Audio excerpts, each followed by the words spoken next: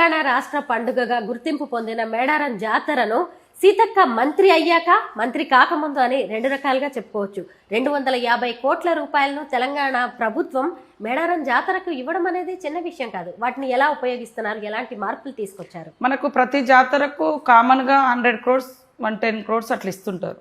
దానికితో పాటు ఇప్పుడు ఇంకా కొంచెం ఒక 20-30 కోట్లు ఎక్కువ ఇచ్చారు. జాతర నిర్వహణకు 2 yearsకి ఒకసారి వచ్చేది. గుడికి 101 crores ఇచ్చారు. చుట్టూ మాస్టర్ ప్లాను, గుడి నిర్మాణము, అగ్రనైటు, టైం తక్కువ 3 నెలల్లో. మనకు అక్టోబర్ ఎండింగ్ వరకు కూడా వర్షాలే ఉండే. సెప్టెంబర్ 24th సీఎం గారు వచ్చి ఇక్కడ మాస్టర్ ప్లాన్ ఓపెన్ చేశారు. కానీ అప్పటికి పూజారులు అందరూ కూడా ప్రతి ఒక్కరు కాదు కాదు వద్దు వద్దు అన్నారు.